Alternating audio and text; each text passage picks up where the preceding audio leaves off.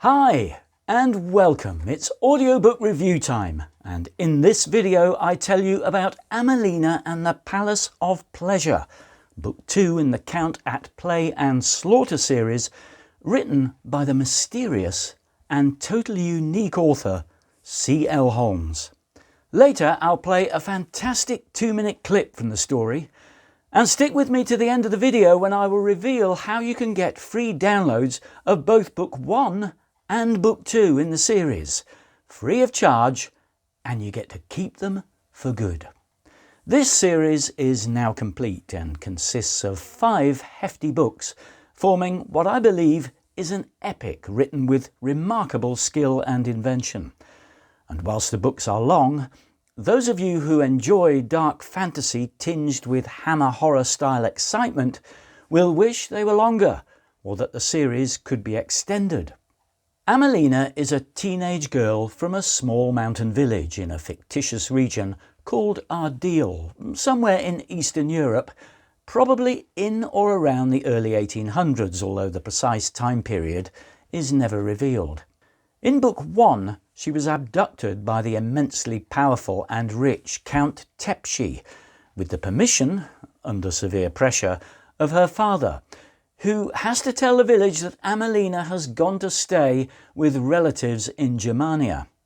Now, the Count has been around for centuries, it would seem, and he is feared by the people and dignitaries of Ardil because of his superhuman powers and the fact that he is partial to, preferably, the blood of young females, or if desperate, any age and gender he can get, from time to time.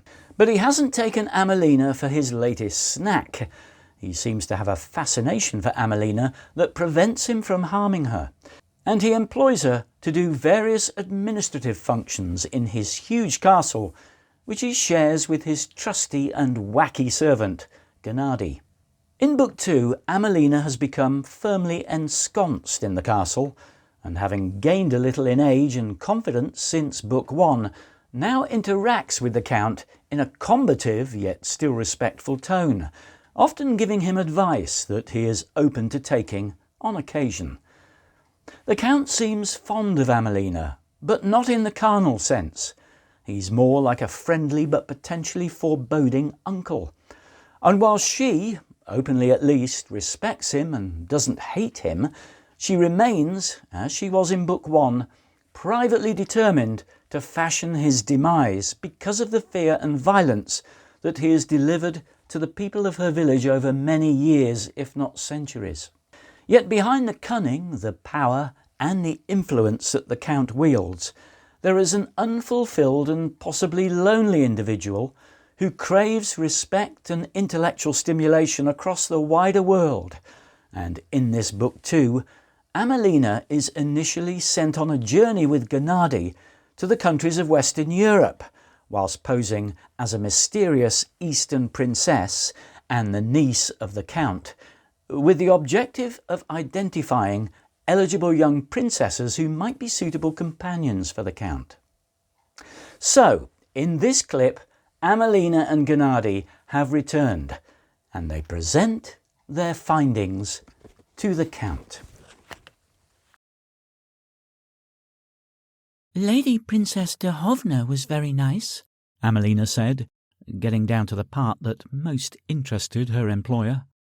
Though he was stretched out on the divan and his eyes had been closed for most of her recollections, involving the architecture and innovations and food and the feasts and the waltzes which had fascinated Amalina, imagining himself being in the scenery, he now leaned forward, his eyes open and hungry.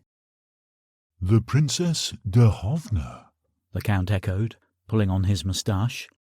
"Yes, she was very nice indeed." "Gennady?" the Count said, prompting his servant, who seemed to have fallen asleep. "Oh, yes, master," he said, as he launched from his chair. Who was that again? I'm sorry, I didn't quite hear." "De Hovna." Gennady took a small, floppy piece of vellum, about the size of his palm, from the case beside him. He held it up to the Count's eyes. "Hmm," the Count said, appreciably. "Yes, The Princess de Hovna. Perfect. Continue, Miss Dalka. You can call me Amalina, sir.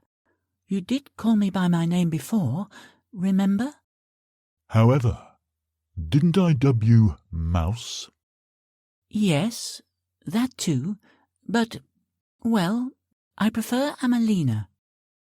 What more can you tell me about the Lady Princess de Hovna, other than that she is nice? I presume all of the princesses would be on their best behaviour, and so nice really means nothing at all, don't you think? I wouldn't assume any such thing, sir. Oh!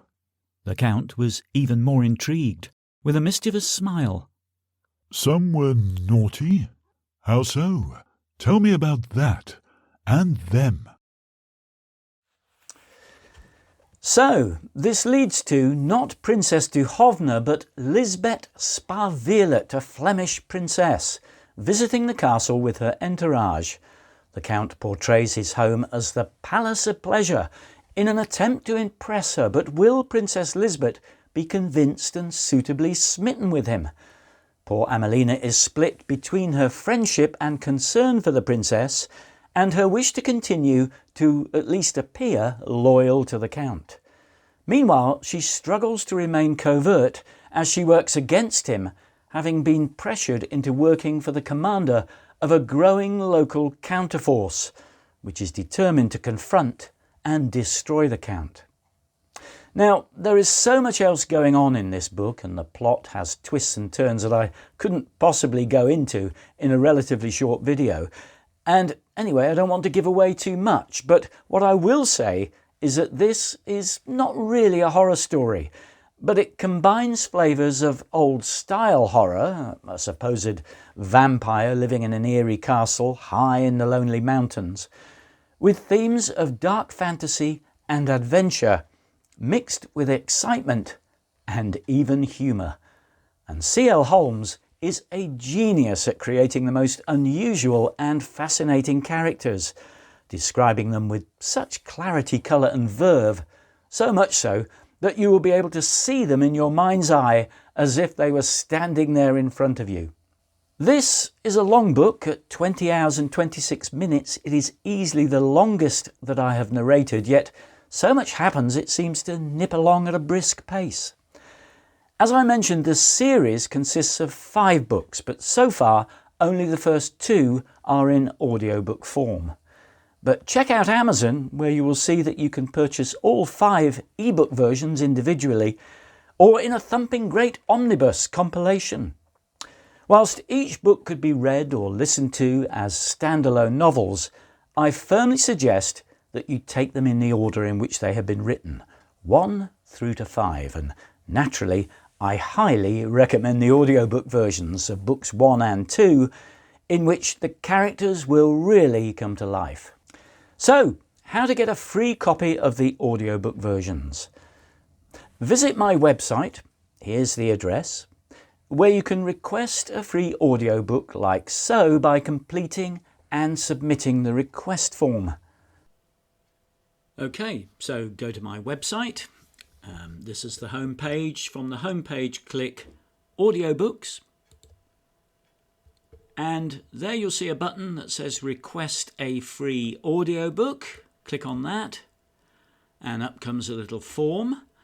Enter your name and your email address.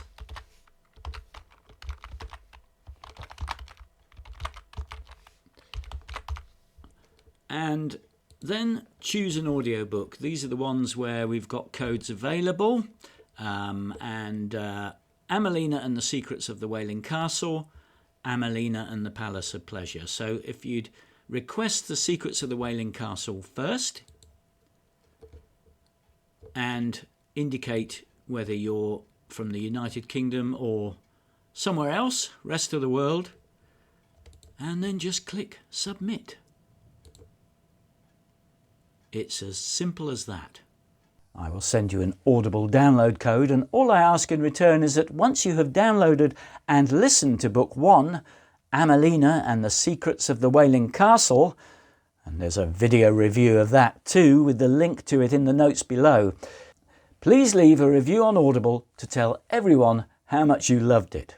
And if you do, I will then send you a free download of Book 2.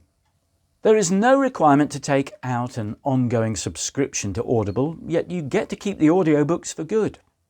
Now, don't forget to subscribe to this, my YouTube channel, if you haven't done so already, and to give this video a like by clicking the thumbs up button. In the meantime, thanks for watching, and see me again soon.